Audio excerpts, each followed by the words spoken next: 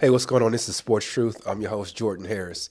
Today we're going to be talking about the news of the day, maybe the news of the year. Nick Saban retired from coaching football. So I know a lot of people are putting posts online. People are tweeting about it. People are making YouTube videos. And it seems like everybody who's reporting on this are simply saying, Nick Saban retired. These are his accolades. Wow, and they're just done. So I want to take it a step further.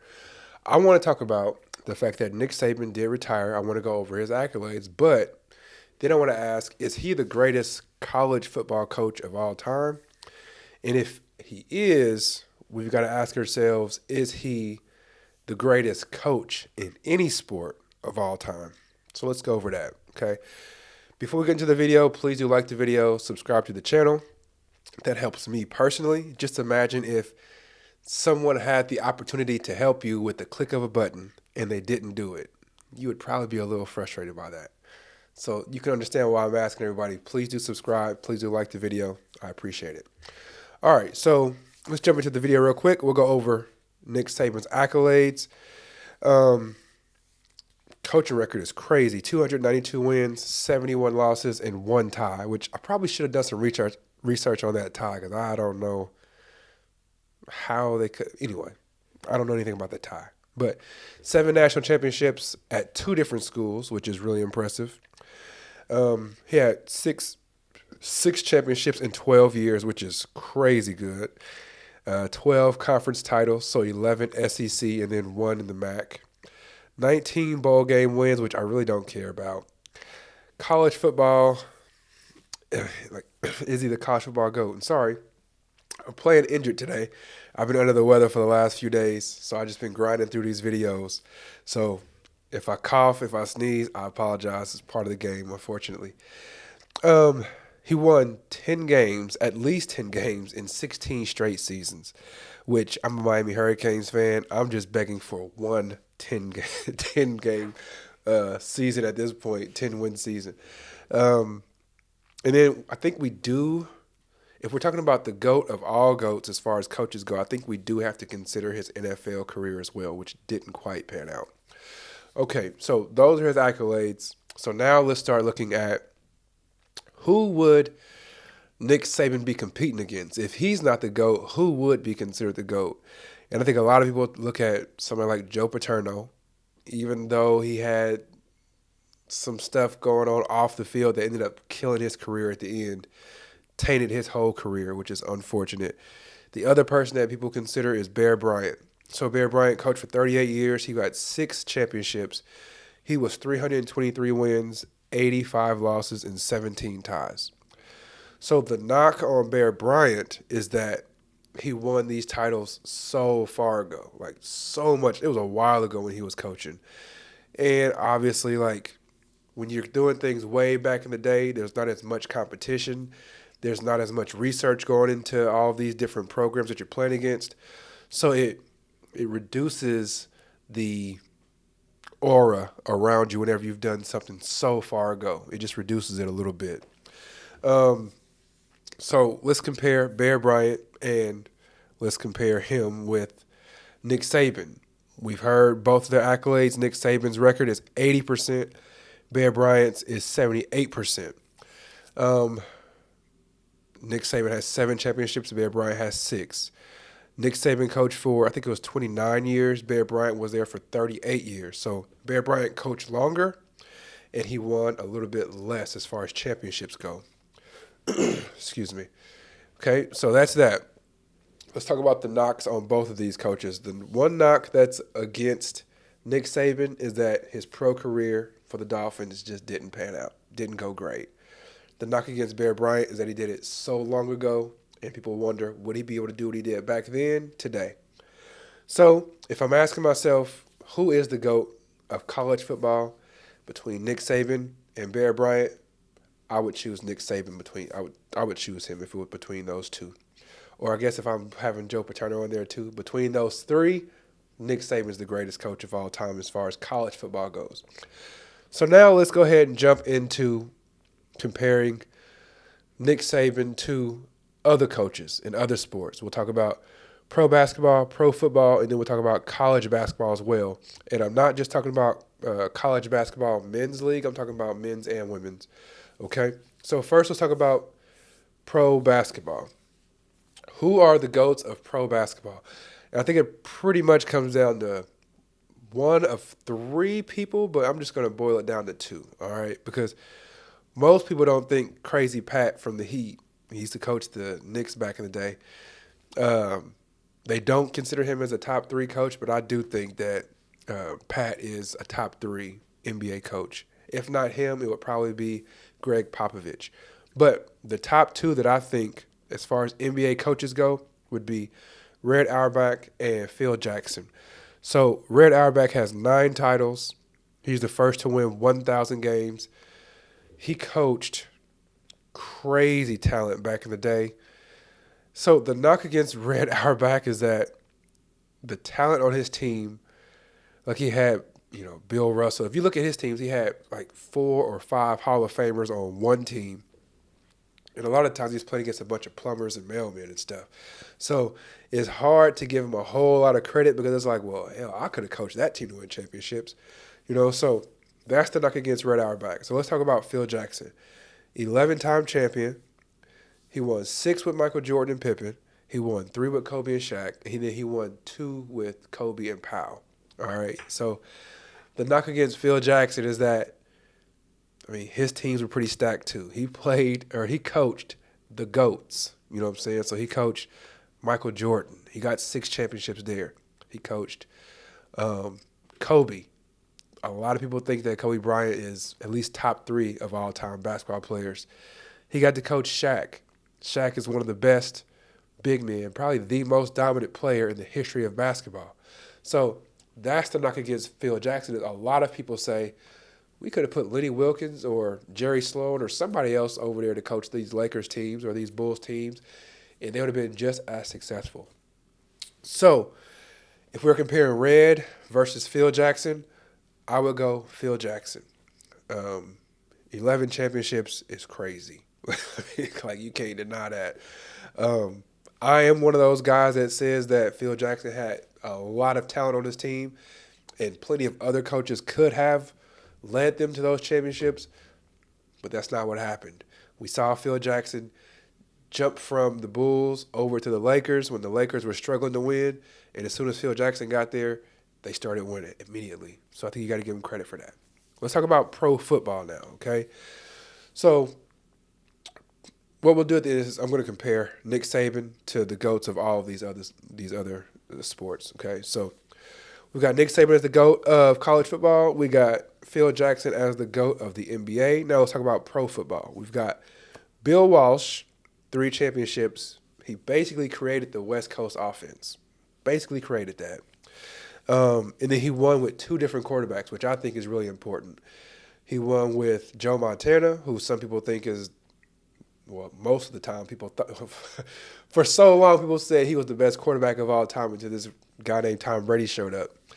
And then once Joe Montana got hurt, they brought in the lefty, and they ended up winning the whole thing with him too. So whenever you are able to win with 2 different quarterbacks, I think that is a big deal. Okay, so let's put that out there. We got Vince Lombardi. He won 5 championships. He basically created the basis of what football is today. Like, you've seen the videos about him saying, you block this guy this direction, you block this guy that direction, there's an alley right in the middle, you run down the alley. So Vince Lombardi perfected all of that stuff. So you got to give him credit for that. And then also, the trophy's named after the man. We got to get the Vince Lombardi trophy. So you got to give him respect for that. All right, so we got Bill Walsh, we got Vince Lombardi. And then the third one, Bill Belichick. So he's got 6 of them things. He got 6 championships, which is incredible. 6 championships as a head coach. I'm not talking about assistant, I'm just talking about head coaches. So 6 of those.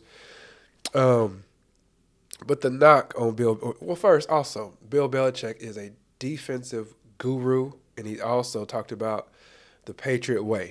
He's the person that implemented all of that stuff, which helped them win all of these Super Bowls.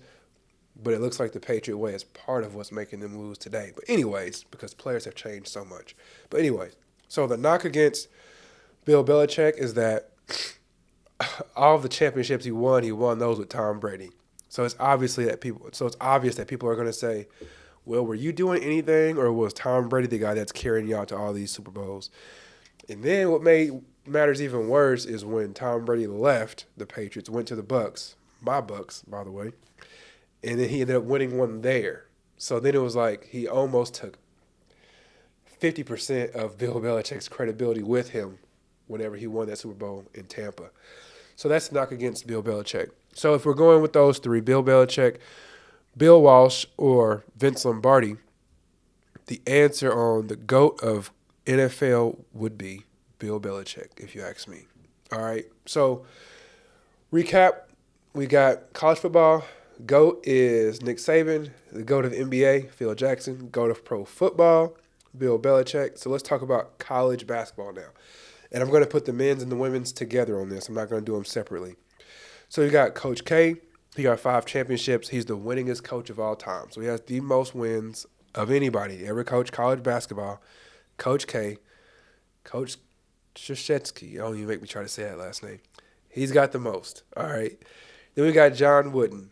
His numbers are stupid. So he's kind of like in this Wilt Chamberlain situation. As far as like you look at Wilt Chamberlain's basketball numbers, they're so crazy that you really can't compare them to other people. You know, like you look at Wilt Chamberlain, like one year he averaged like 54 points and 28 rebounds. Like you can't compare that to what Dwight Howard did. Because if you did, you would say Dwight Howard was trash. But we all know Dwight Howard was a monster. So John Wooden's numbers, he has 10 championships. He won 7 championships in a row. And I'm trying to think of how many straight games UCLA won. Let me look it up real quick. Because it was crazy how many games they won in a row. It was 88 straight games that they won. 7 straight champions. I mean, come on. The dude they're ridiculous. His numbers are ridiculous. You can't deny it, right? So, next coach, let's talk about Pat Summitt. She had 8 championships. She was the coach of Tennessee Volunteers back in the day. Around the time she was super dominant, I was pretty young, and she was the first person that made me actually stop and look at women's basketball. I'm not big into women's basketball today, but she's the person that I remember, like when I first paid attention to women's basketball, she was the person that was holding the candlestick at that time. Okay, so she's got 8 championships. Then we got Gino Auriemma, 11 championships. He's the UConn coach. Still there now. He's got 6 undefeated seasons, which is crazy. All right, so college basketball. This one is kind of tough, honestly. I lean between Coach K and John Wooden. My man Bill Self, because I'm a Jayhawk guy. I'm from Kansas. I didn't put him in here, but I think one of these days Bill Self will be in that conversation. But as far as college basketball GOATs go, I think the answer is John Wooden because he's got 10 championships. And like I said earlier, it's hard to, you can't deny his numbers, even though it's like not fair to compare them because they played in such different eras. All right, so let's talk about all these coaches now, all of the GOATs that we mentioned a little bit ago.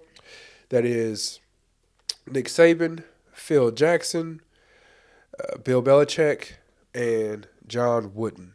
So if we're talking about all 4 of those coaches, who would I say is the GOAT of all GOATs? And we're looking at all these guys out on the screen here. The GOAT of all GOATs, it almost makes me want to lean Phil Jackson's way. Then I almost want to lean and say actually it's John Wooden because his numbers are so crazy.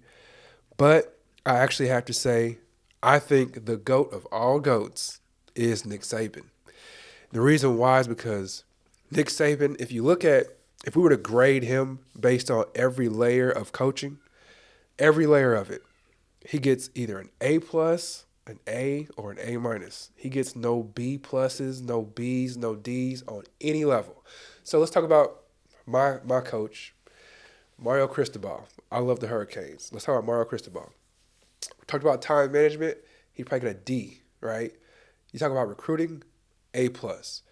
Time, so he's kind of, he's got A's here, he's got B's, so he's all over the place as far as that goes. But let's talk about Nick Saban.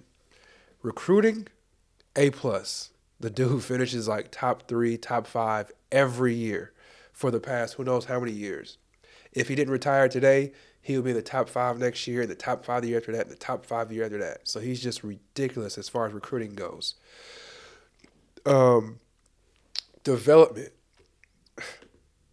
ridiculous. We've seen what it looks like when you have like a Jalen Milroe who starts the beginning of the year looking one way, then he gets towards the end of the year and he looks totally different. We saw that development just this year. We've seen all of these different recruits that he brings in as 4 and 5 stars, sure. But by the time they get to the NFL, they are studs. If you just look at the NFL, so many of those players come from Alabama or Georgia. It's kind of like what the Hurricanes did back in like the early 2000s. So development, crazy impressive. Let's talk about staffing. I don't know if there's anybody in college football who's had to replace as much staff as Nick Saban has at Alabama. So since he's been there, it seems like every year he'll have offensive coordinator or defensive coordinator either leave or they'll be there for 2 years and leave. So for him to be able to replace those guys and get his quarterback on schedule with this new offensive coordinator is crazy. So like you gotta appreciate that.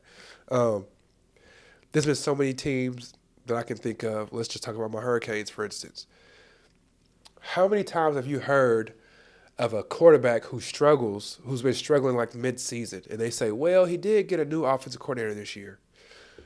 People always blame it on that. But for Nick Saban to get 10 wins every year in the SEC, mind you, for all of these years, while changing offensive coordinators and defensive coordinators, you gotta respect that. That's crazy. Okay, let's talk about his development. A. Now let's talk about his staffing. A+. Let's talk about his X's and O's. Okay, we all respect the man's X's and O's. Like you just watch his game, and not just what you see on the field, like as far as all the players being disciplined and all that stuff, but it seems like.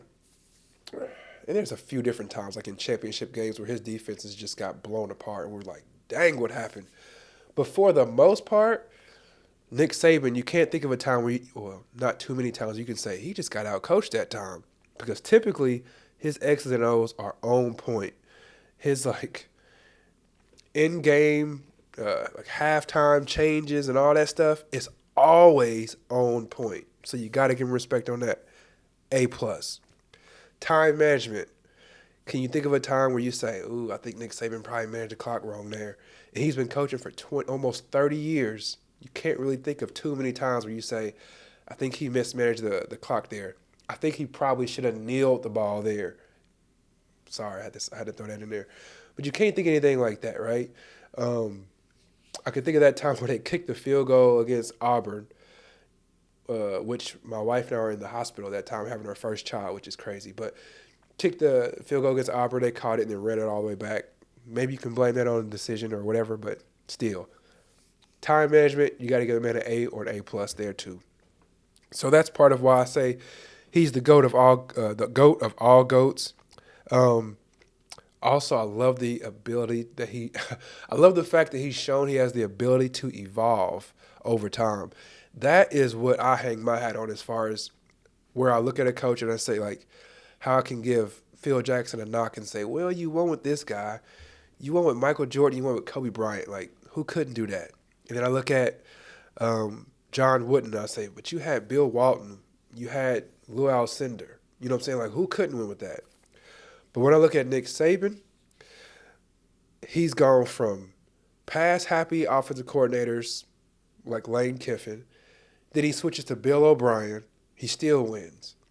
He has Lane Kiffin. He's got McElwain. He's got Brian Daboll. All these different personalities. Steve Sarkisian. All these different personalities that he brings in. He still wins.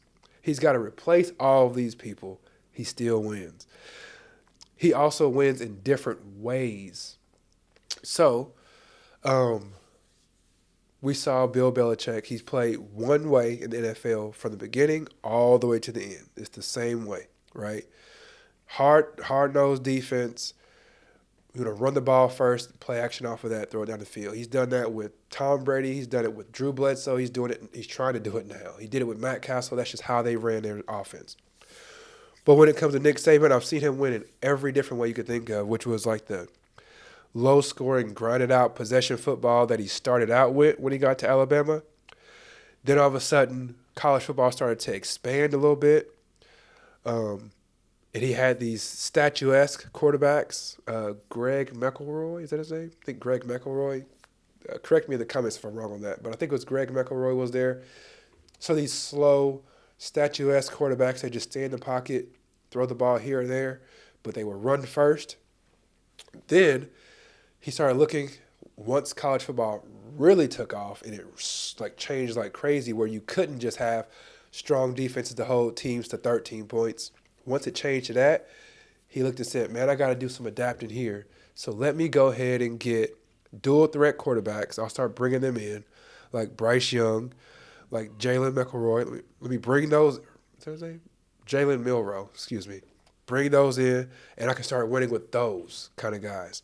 So the fact that he wins in different ways like that is super impressive to me. It didn't matter what way college football went, he was still able to be successful in that era, because we saw college football change quite a bit from 2000 all the way to now, right? Became this pass-happy, spread everybody out, throw the ball down the middle of the field. If not, we're going to do bubble screens all over the place. So as college football changed, he changed, but he also continued to win, which is super impressive. The last thing I want to talk about is his coaching tree. So you look at this man's coaching tree, it's crazy impressive. Like, I just had to do a quick little Google search earlier because I was naming people off the top of my head, and I'm like, okay, that's impressive. And then I started to Google it, and I was finding even more people, and I'm like, man.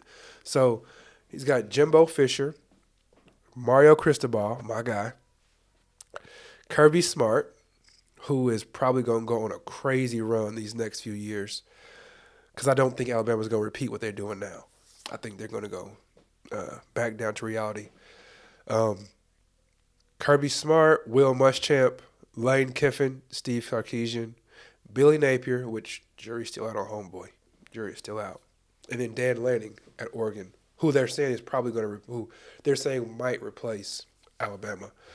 Or, I'm sorry, might replace Nick Saban. So, I mean, I think Nick Saban is the GOAT of all GOATs. I'm really curious to know what y'all think. Do you think that there is a coach who's coaching any sport who is better or more impressive as far as coaching goes? Who do you think is the GOAT of all GOATs? The last thing I want to talk about, and this is just bonus here, but the last thing I want to talk about is, where do you see Alabama going from here? Do you think that they're going to continue to get the recruiting that they've been getting because it's Alabama? Or do you think that people were going there because Nick Saban? So whomever they put there next will have a significant dip. So, like I said earlier, they're saying that Dan Lanning will most likely take over. Not most likely, I shouldn't say that. They're saying Dan Lanning is being considered as potentially a front runner to replace Nick Saban. So, I believe Nick Saban is the draw at Alabama, because before Nick Saban was there, it wasn't doing what it's doing now. So I think Nick Saban is the draw. I think a lot of players are going to start looking elsewhere. I think people are going to start piling into Georgia like crazy. I think they're going to start getting – their recruiting is already nuts. I think they're going to have even better classes these next couple years, because so many players were saying, I'm going to either go to Georgia or Alabama. I'm going to Georgia or Alabama. Now that Nick Saban's not at Alabama anymore, I think so many players are going to be fighting to get into Georgia. It's just my thought on that. But yeah, I think when Dan Lanning ends up, let's say Dan Lanning ends up being the Alabama coach, I do think that they'll go from having the top 5 recruiting class every year to probably having around 10 to 13, somewhere in there. And I think Dan Lanning is a ridiculously good coach. I just think that Nick Saban was the draw. I don't think that Alabama is the draw, because, frankly, Alabama could be anywhere. You know what I'm saying? But Nick Saban's not. So that's my thought there. All right, so once again, curious to know what y'all's thoughts are on, for one, tell me if you think Nick Saban's the GOAT, or If he's not, who do you think the GOAT of all GOATs as far as coaching goes? Number two, tell me, do you think whoever the next coach is at Alabama will have the same type of success as far as recruiting goes, or do you think it'll have a pretty significant dip? Curious to know what your thoughts are on that. So leave those in the comment section. I'd appreciate it.